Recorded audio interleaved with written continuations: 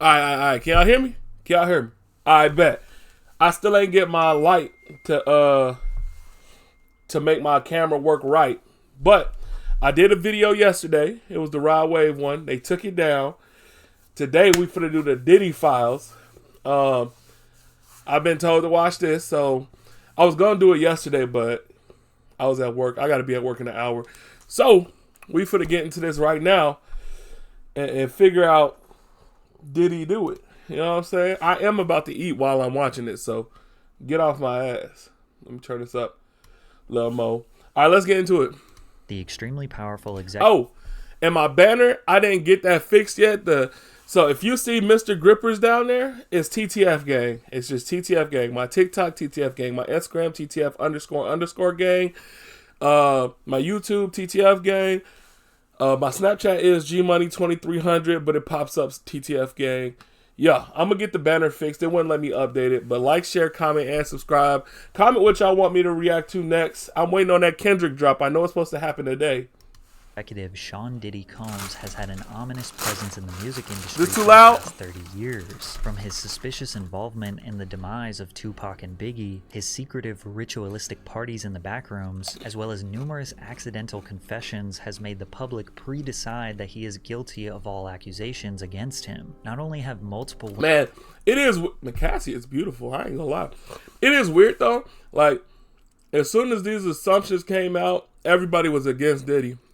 Like, it's supposed to be innocent until proven guilty. These motherfuckers gave this boy guilty until proven innocent. They no Diddy in this nigga. Like, golly, this man going through it off the rip. I forgot to take my lactose pills. All right, let's keep going. Women it's a long filed video. Lawsuits alleging him of violent sexual assault and humiliation. Bro, now the federal government raided... What is violent sexual assault? Like, that's what I'm trying to figure out. Like, I know what sexual assault is, but violent, is that like the R word? Or I know we can't say that on YouTube. Is that like the R word? Or he was beating you if you did? I don't know. I was confused about that. His home as they investigate his involvement in a global sex trafficking operation. Technically, at the moment, he is not being charged of any crime, but any day... Nigga, you are charged. If Homeland Security come knock on your door, if this go to anybody, if Homeland Security knock on your door, they come to take all your computers and stuff, my nigga, run. Right now, just run. They coming back. I'll phone them, they coming back. Now, Diddy could feel the wrath of the American justice system. Today, we are going to unearth the secrets he never wanted the world to know with the goal of determining one thing: did he do it or not? It's first very important to understand Diddy's potential involvement in the murders of Tupac and Biggie, because if you believe those allegations to be true, everything that happens afterwards makes total sense. We know who killed Pac. It was Orlando. I don't think Diddy had nothing to do with Pac death. Mid-90s, Diddy, also known as Sean Puffy Combs, was in the middle of the infamous East Coast vs. West Coast hip-hop rivalry. It all began with East Coast rapper and Bad Boy Records signee, the Notorious B.I.G., versus his enemy, West Coast rapper and Death Row Records signee, Tupac Shakur. And it ended with both of them being assassinated via drive-by shootings. Biggie's... I'm going to try not to pause as much, but I've always wondered this. How do you... I'm not going to look it up right now, but what's the difference between an assassination and just like a regular old murder? Like, do you have to be a celebrity to be assassinated?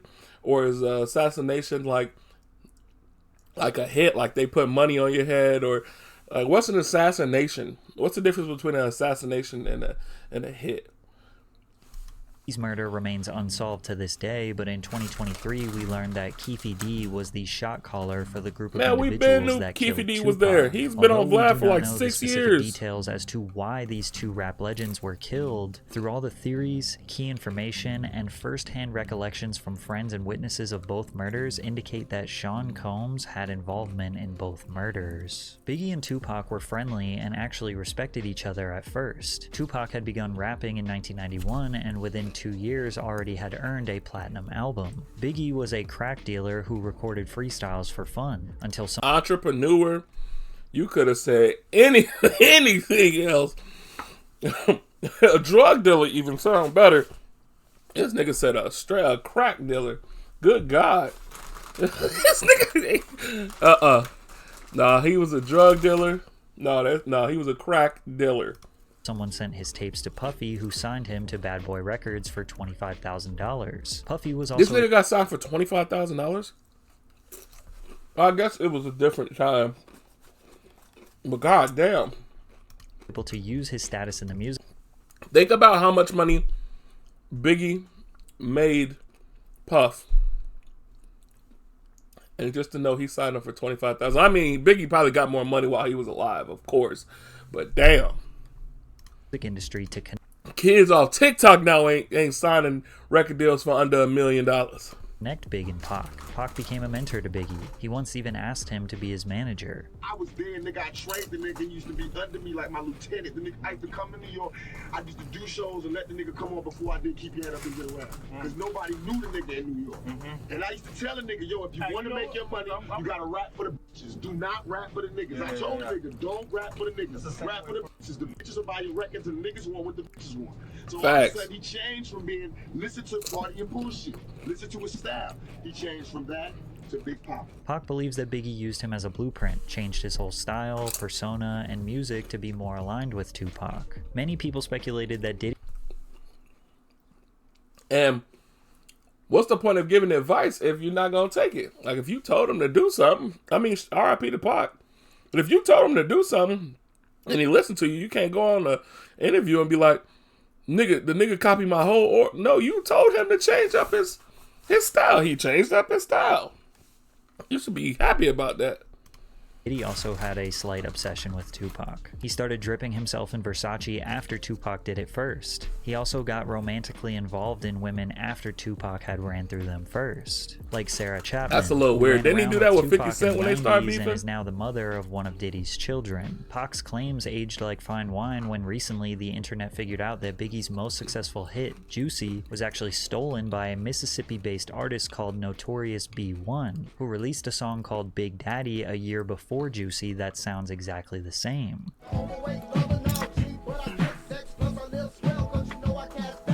Is it a coincidence that Notorious B.I. and Notorious B.I.G. are very similar, and this song is called Big Daddy, and Biggie started going by Big Papa? But many people believe this was the mastermind of Diddy, as he was a music industry expert who knew how to scout talent and assess a hit song before anyone else. What's the point of just not, Puffy like, why wouldn't you just sign B1? That's weird though. I didn't know that was a thing that they were stealing songs. His artist to steal from Notorious B.I., and Biggie trusted his boss and mentor. Pac and Big's rivalry began as a music-based competition. Who had more music sales, who had the better fashion, media representation, and cultural influence. But due to gangster rap creeping into the mainstream and the two being surrounded by legitimate gangsters, tensions escalated to life-threatening conflict. In November 1994, Tupac was on his way to record some music at Quad Studios in New York City. Coincidentally, Biggie was there recording with Junior Mafia, which was a group of 4 friends that Big knew since their childhood. Puffy was there too, since Big was his artist, and anything that Big writes or... R.I.P. to Big, but that nigga eye was cocked like a damn pistol, boy. That nigga had a goddamn Desert Eagle cock on his eyes. Records is technically owned by the Bad Boy label. Allegedly, a man by the name of Jimmy Henchman, who is now serving life in prison, was planning a robbery on Tupac since Pac owed him some money. Alright, we need a Vlad interview with this nigga now. Just let us know. You ain't getting out anyway. Might as well keep it real. Might as well. Speculate that Jimmy told Puffy what was about to happen, but Puffy did not try to stop it. When Pac was outside the studio, he looked up and realized Did y'all just hear me moan while I'm eating this? Who is best friends with Biggie, was yelling at him from above. He was excited to see him because they were friends. He told him he was going to go downstairs and meet him in the lobby. Pac got to the lobby downstairs when some men attempted to rob him at gunpoint, which quickly led to conflict and Pac being shot 5 times. In the middle of that trial, Shakur was gunned down, shot 5 times in what he claimed was a murder attempt, and police called a robbery. As the police did their investigation, you can see Diddy looking around scanning the area with his head down. Keep in mind that after Tupac was shot, he got in the elevator and went upstairs where dozens of Bad Boy affiliates were located. Pac was interviewed by Vibe magazine detailing the night he was shot and the energy of the people around him while he was bleeding out. Because Andre Harrell was there, Puffy was there, Biggie, nobody approached me. I noticed that nobody would look at me. I'm just getting started and I need to save Hey, bro, Busy bro. gave me the best service for the best price. Hey, bro. What I just do? What I just do? Award at the 1997 Soul Train Awards, the Bad Boy crew attended the after That's how y'all party skip hosted an by ad. Vibe magazine at the Peterson Automotive Museum. Biggie left the party riding in the front passenger seat of a Chevrolet Suburban SUV with Puffy and other entourage members driving directly in front of them. As they stopped at the first red light, a dark-colored Did we Chevrolet... skip? What just happened? Bro, it just skipped. Right? Because we were like, he just got shot. They were still friends. Tupac article had me pissed off, you know what I'm saying? Okay. And the rumors that's spreading Okay. is on some tip like we set him up, you know what I'm saying? And that's crazy. It's just ridiculous, you know what I'm saying? But that also... Y'all think Diddy has something to do with Tupac's death? I don't know. Because the way it's always been told is Pac jumped on Orlando Brown. Orlando Brown caught him in traffic with Suge and fired him up. I don't know, though. Y'all think Diddy did it? Did he do it? If you was to get shot 5 times, mine is just completely spinning, you know what I'm saying? You're real confused about your situation. So it'll cause you to say things that you really don't mean. To make things worse, a few months later, Pac was found guilty of sexual assault and would end up serving 9 months in prison. This gave him tons of time to think and reevaluate his life. To add insult to injury, Biggie released his iconic cutthroat track called Who Shot Ya, which felt like an obvious diss towards Tupac. But technically, it was recorded before Pac got shot, but it was... How do we know that? How do we know it was recorded before? Right? Like, it wasn't released before Pac got shot. So how do we know it was really recorded before? That nigga said, who shot you? Separate the weak from the opera.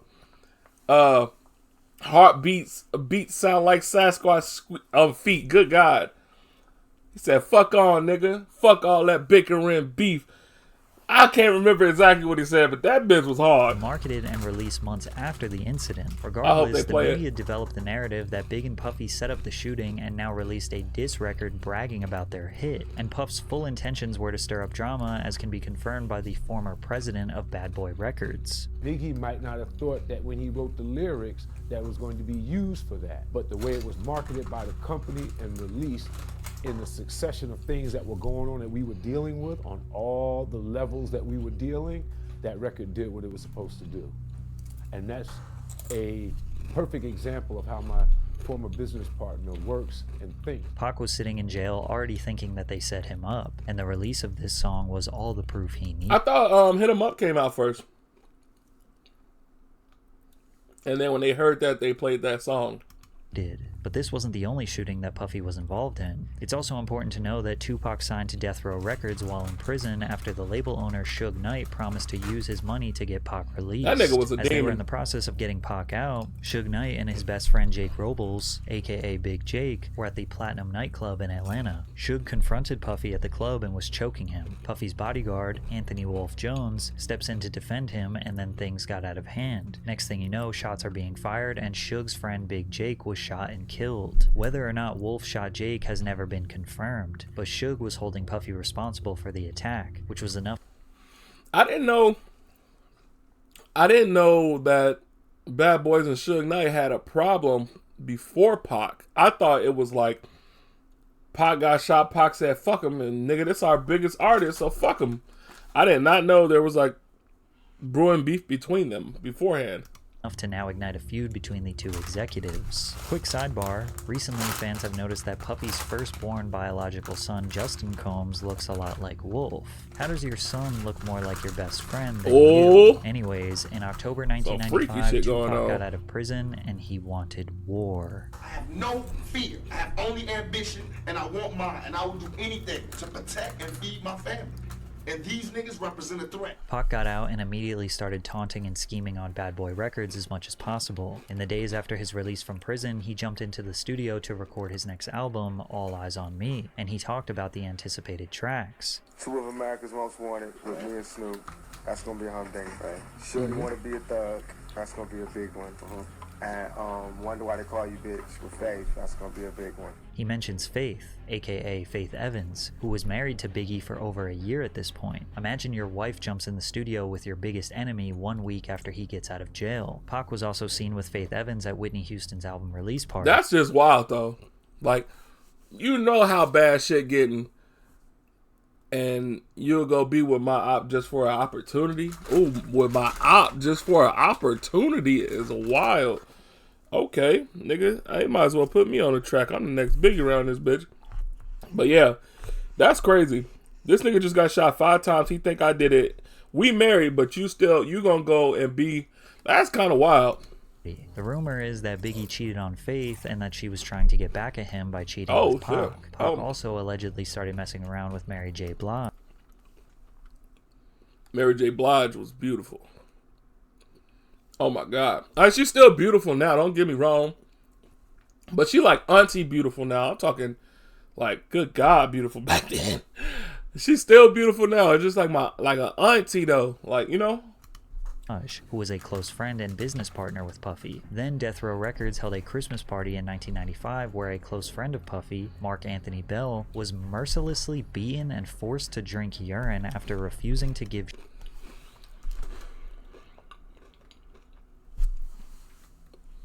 Bro, this nigga Suge Knight is crazy. Like, real life crazy. This man used to make people strip, pour water on them, beat them, goddamn piss at them, piss on them. Like, that man, Suge Knight, that man needs to be in prison. I don't think nobody deserved to be in prison but that nigga. That man was a menace. Suge Puffy's mother's address. Tupac and Death Row did not let off the gas. At the 1996 Soul Train Awards, Biggie won the award for Song of the Year, and Tupac won Best Rap Album of the Year. After Big got his award, he took some pictures backstage and then exited the venue because he had to go to the airport to catch a flight. And that's when Pac and Suge pulled up in a Hummer, taunting them. While we was waiting for Is that the infamous picture? Suge and Tupac pulled up in the Hummer, and you know, Tupac was really loud, yelling West Side, you know, cursing, yelling a bunch of stuff, and Suge came from the other side and was like trying to actually walk up to us saying he just want to talk to Big, like want to talk, but of course everybody got him. That was in the movie, right? So let me talk to you real quick. Let me talk to you in this. Someone pulled up their shirt and was like, "Oh, you got the strap? You got the strap? Alright, I'ma see you." Front, you know, it's a little yelling and arguing for a minute, but police and everybody got in front, kind of stopped everything. Despite Biggie's gangster lyrics, he was really a chill dude who didn't want to beef with Pac. Remember, he looked up to him. He always thought they were friends, but as we are speculating... You can look up to a nigga all you want. When they turn into your enemy, it's different. Man, I wish these niggas could have kept it, like, not dying, you know? I can only imagine what a rap game would be right now. I mean, it's still probably be in the same place, but just imagine how much more great music we would have got. Tupac died at what, 26? Biggie died 25 or something like that? Like, these niggas were making classic songs and they weren't even at their prime. He seemed to be a pawn in a much bigger operation. He knows you sent somebody to shoot him that first time. Is that true or false? Why? No, it's false. Why would I do that? Okay. Do you think he was just hyping a record or you have no idea? I don't know what was the problem. Biggie do look sweet. Not like in a like soft way, but like a caring nigga. You feel me? Like a good dude. Hey, hold up. Give me literally 21 seconds. Count it down. 1, 2, 3, 4, 5, 6. All right, we back. I only need 7. I don't want to hear no complaint. I had to go get another bag of chips for my dip. Tupac was a man on fire, a man who he believes was wrongfully convicted of a crime he didn't commit, was constantly being slandered by the media, and now feels was being disrespected by his biggest enemies, on top of being surrounded by real gangsters. He released a music video alongside Snoop Dogg called Two of America's Most Wanted, which featured a skit mocking Biggie and Puff. Pop, please don't kill me. It was Buff's idea. No, man, I'm just a rapper, He call him Buff? Please don't take me out the game.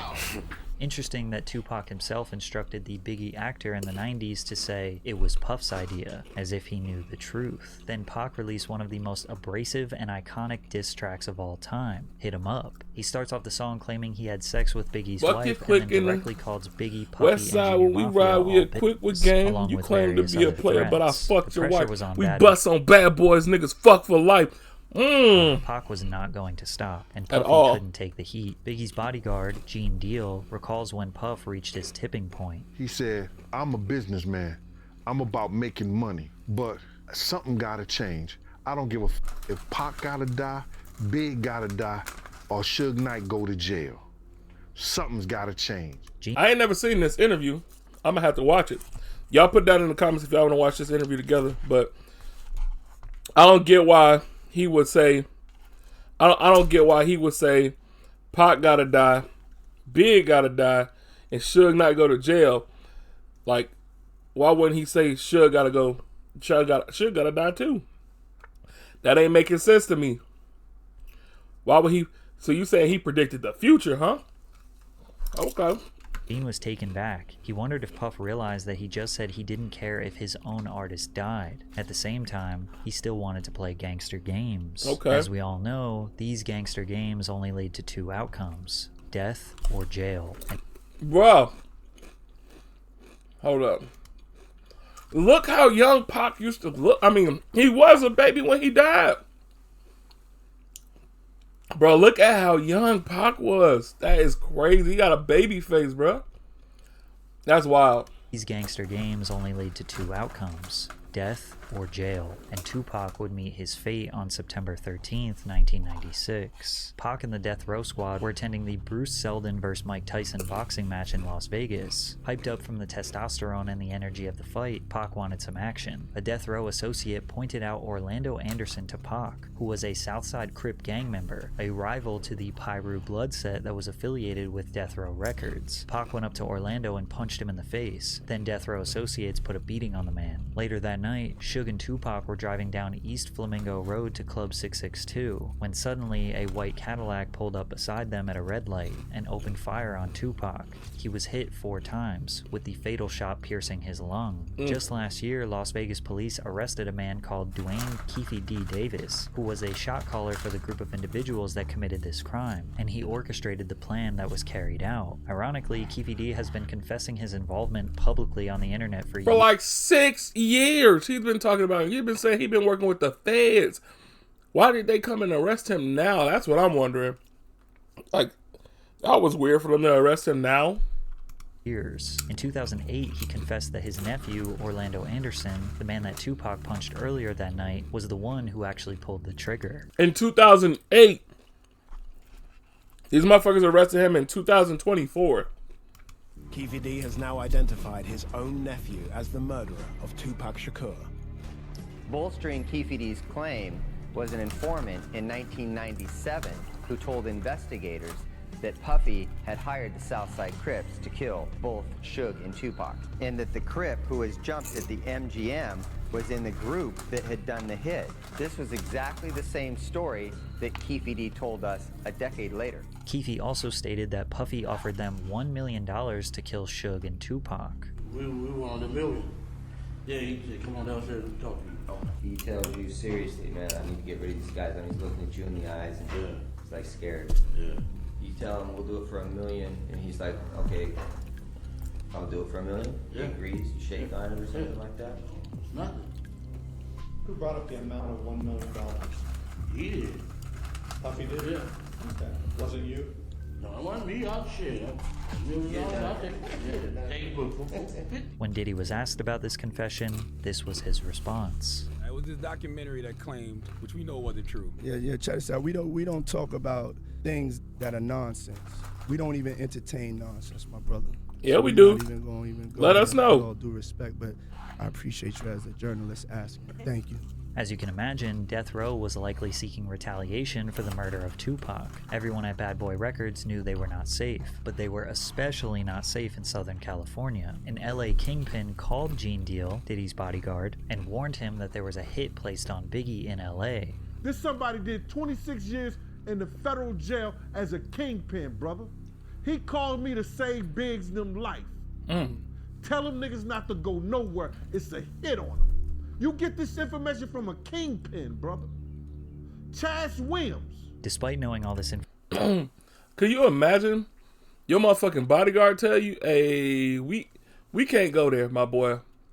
We can't go there. You got a hit on your head and I don't feel safe going there. Nigga, I'm not going. I'm sorry. Hell no. Especially with the song Who Shot You Out. Fuck no. Fuck no. Information, in February of 1997, they headed out to Los Angeles to promote Biggie's new album, Life After Death. Which is Puffy wild. also wanted to record some of his album, No Way Out, in LA. Lil Cease, Biggie's best friend, claims that Big wanted to be in LA.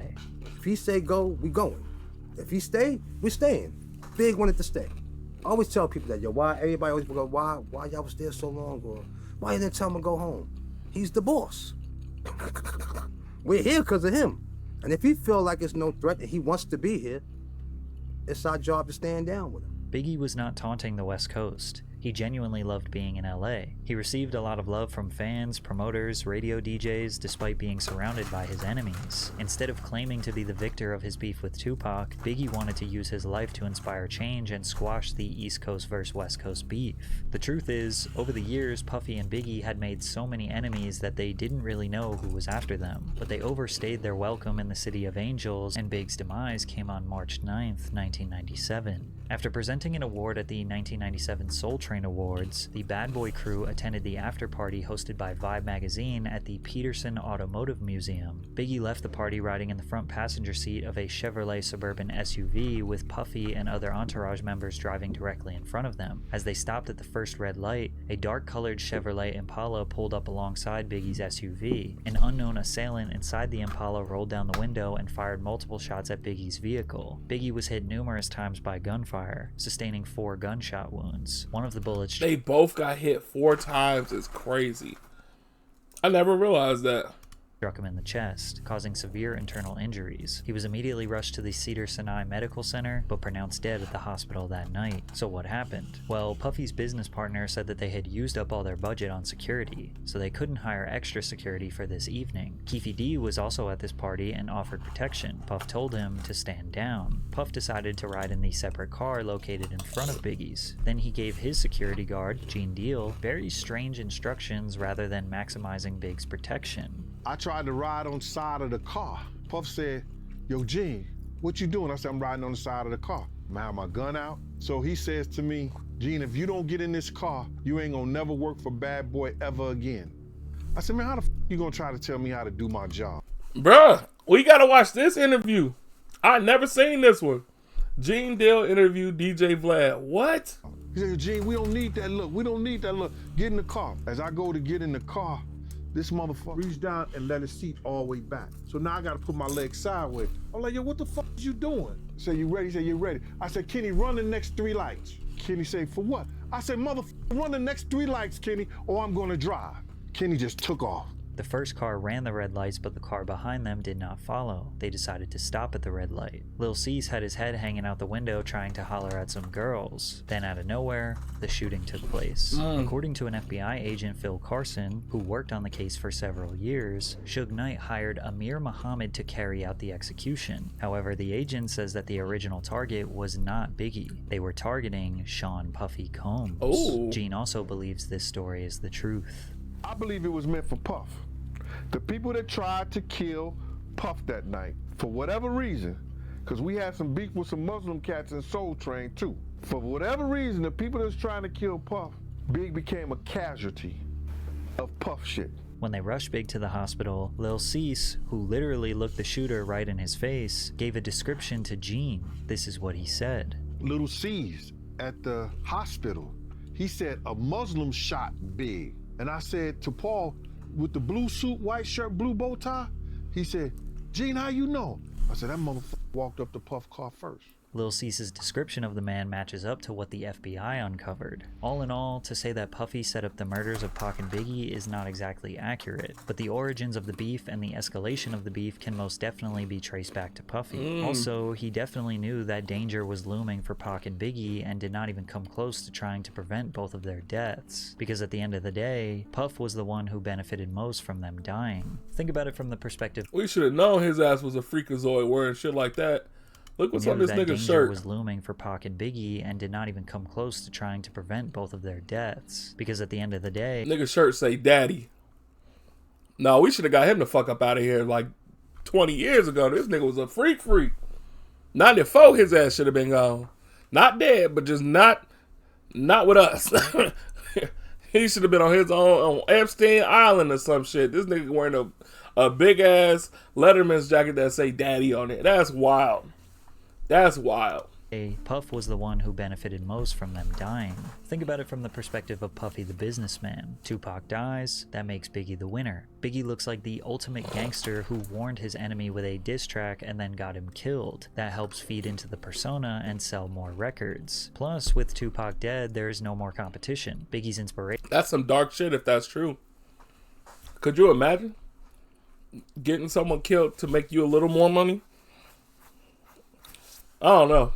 Especially like the music industry is weird, you know? His idol, the dude who he copied everything from, can no longer defend himself from the grave. Now, we know that Puff didn't exactly want Big to die, but he wasn't doing everything in his power to protect him. Additionally, Puff saw how much money Death Row was making after Tupac passed. Tupac Shakur sold 67,000 records in the week following his murder. 2 months after he died, they released The Don Killuminati, The 7-Day Theory, which Shakur recorded under the name Machiavelli. It debuted at #1 on the Billboard Hot 200 with first week sales of 664,000 and 250,000 the second week. God damn! Y'all gotta think about this though. 664,000 sales. Nigga, you have to go and this time there's no iPhones, there's no iPads, there's nothing. Nigga, you have to go and purchase these bitches in person. That is dumb money. These niggas be making good God money. Back then, what, a CD was like $10, $7, $10? So what? A lot of money. A lot of money. Let's do the math at $10. I know I should be able to do this off the top of my head, but no. 664,000 times 10. 6.6. So yeah, just $6.6 million in the first week in the 90s. To this day, Tupac has sold 75 million records, most of which came posthumously. Puffy owned all of Big's publishing. He allegedly purchased it from him for $200,000 years before he passed, which meant that everything he recorded or wrote for himself or other artists, Puff owned all of Biggie's percentage. Wait, how much did he... Publishing. He allegedly purchased it from him for $200,000. Biggie sold his publishing to Diddy in 1995 for $200,000. This nigga has probably made years before he passed. Hundreds of millions off of everything him. He recorded or wrote for himself or other artists, Puff owned all of Biggie's percentage. Aside from the tens of millions of dollars in albums Big sold posthumously, he was also a prolific songwriter. He wrote all of Junior Mafia's album. He wrote for Lil Kim. He wrote for Mace, Craig Mack. Also consider every single time he's been sampled over the years. Diddy has been making money off Biggie for more years than Biggie was alive. Damn! There are even suspicions that Biggie was aware of how much control Puffy had over his music and tried to sign over all his new music to his infant daughter, but passed away before he could get the business deals done. Biggie's mother, Valletta Wallace, has repeatedly expressed her distrust of Diddy. The truth is, Christopher accepted the illusion of a friend and mentor for about $25,000. That's the amount Puffy lured my son with. That was a lot of money for Christopher back then as a 19-year-old. She continued by saying that she was glad her son does not have to witness that the very people that he thought he could ride and die with wouldn't think twice about using his mother. She added, I am glad that he is not here to see how they have used his image and his name. Diddy was filthy rich, extremely powerful. That is kind of fucked up. That's why I draw the line. I mean, I draw the line at a lot of this shit, but man, this man changed your life like Diddy. Biggie changed Diddy's life. All them hits he created, all the people want to be with P. Diddy because of Biggie. No, nobody want to be with Diddy without Biggie. You know what I'm saying? Like, nobody wants to be on Bad Boys without...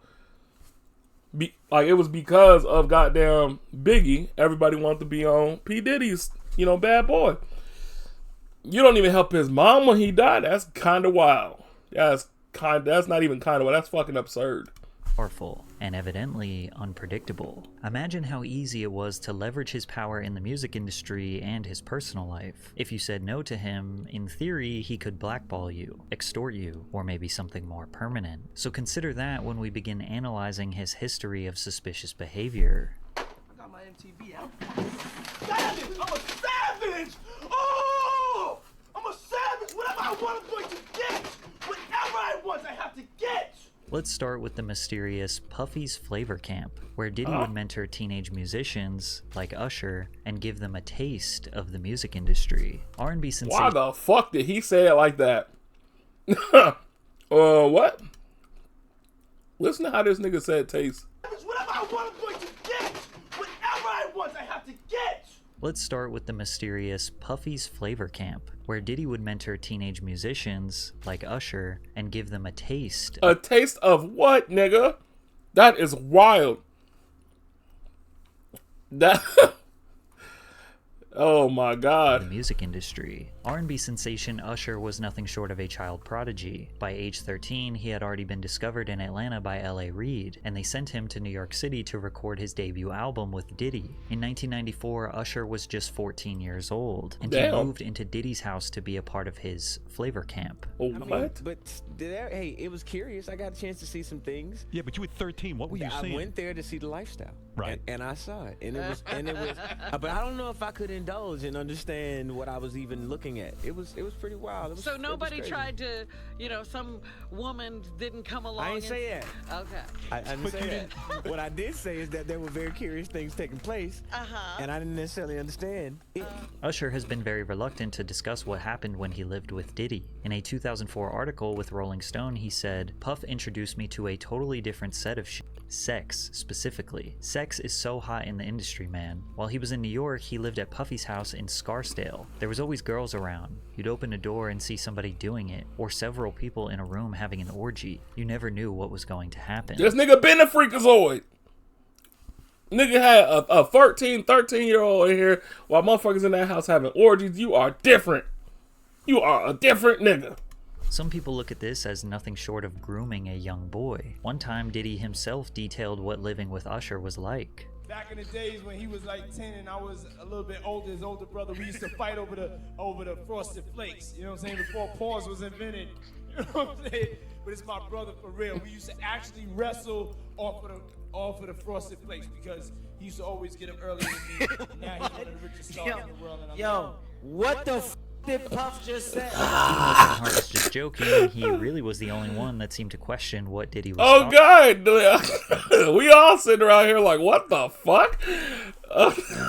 Kevin Hart is funny as shit, though. Talking about. But Usher looks kind of uncomfortable. And you'll notice a theme where Diddy is very comfortable touching other people, embracing them, calling them pet names, and almost always the other person's body language screams. Yeah, this nigga be calling niggas daddy. I'm sorry. Where I'm from, you get your ass beat calling me daddy. I'm sorry. You not for the... Hey, big daddy. Hey, daddy. No, sir, nigga. No. Call me for them. What's good, gang? You better not never. I take sir. Unc is cool. I'll be that old nigga, but you not finna call me daddy, sir. Seems they do not like it. Man, you doing it, man. You deserve it, daddy. Right there. You putting in that work. But Usher is not the only artist in the industry who may have been a victim of Puffy's flavor camp. Justin Bieber was also mentored by Diddy early on in his career. Bieber, just after his 15th birthday, spent 48 hours with Diddy. Diddy gifted him a Lamborghini Gallardo and let the world know why him and the teenager were hanging out. Where we hanging out and what we doing, we can't really disclose, but it's definitely a 15-year-old. That's all we needed to see. Look at Justin Bieber bite the fuck out his lip. We hanging out and what we doing, we can't really disclose, but it's definitely. Nope. We know what they was doing. Oh, y'all can't even see JB cause of my camera. Y'all get that nigga was biting his lip, biting the fuck out his lip. A 15-year-old's dream. I don't have legal guardianship of him, but for the next 48 hours, he's with me. So, and we gonna go full crazy.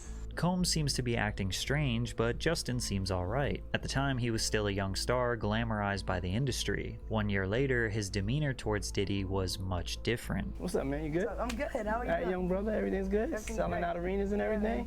Starting to act different, huh? You ain't been calling me and hanging out the way we used to hang out. Well, I mean, you try to get in contact with me, through all my, partners and whatnot. But you never really got my number, so.